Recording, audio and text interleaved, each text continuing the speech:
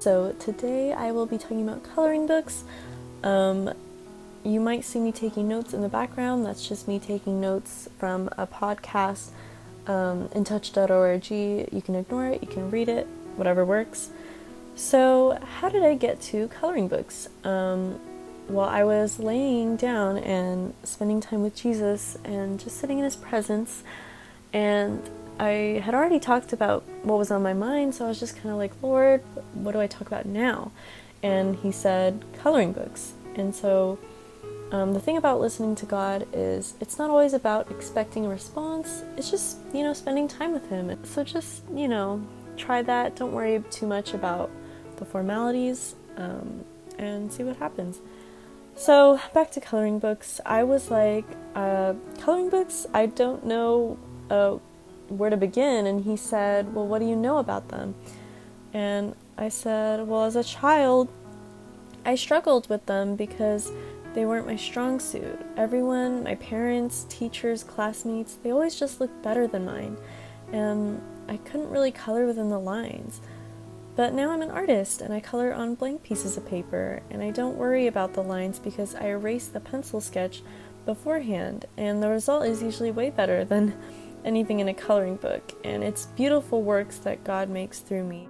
Though some people my age are still using coloring books, and that's totally fine, it's a fun activity, but that's where the metaphor came in. And coloring books are given to us by the world, and we can make cute things, but masterpieces, oil paintings, famous pieces, they're usually created on blank pieces of paper or canvas, and so the lines don't show through. The lines are the way of the world. All the strict do's and don'ts and the old laws can be exhausting to stay within, just like the law of old. Not that was a way of a world, but it was something that imprisoned us within our sin, and Jesus fulfilled the law. He died so we could be blank pieces of paper, and all our sins and mistakes are let go. They aren't still appearing in the final piece, just like the lines. And God takes our paper and makes something beautiful. And the thing about art is sometimes it's hard to tell what the final piece will look like when you're in the process, and sometimes the process gets messy and it doesn't look pretty. And when that happens, like it happened in this piece for me, I struggled to finish it and get through with it because it just wasn't looking right. And that's why we have to trust God's process. And it can definitely be hard when we make an accidental ink spill or we mess up.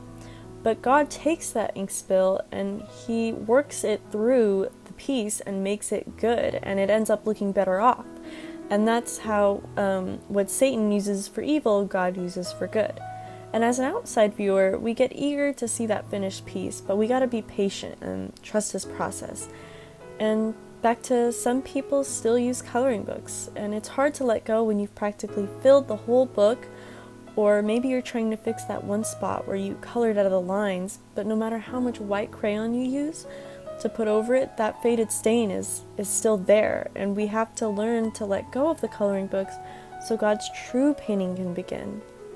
And I was like, wow, God, I didn't know you could use coloring books to teach about you, Lord. But why coloring books? And he said, because it's something you'd understand.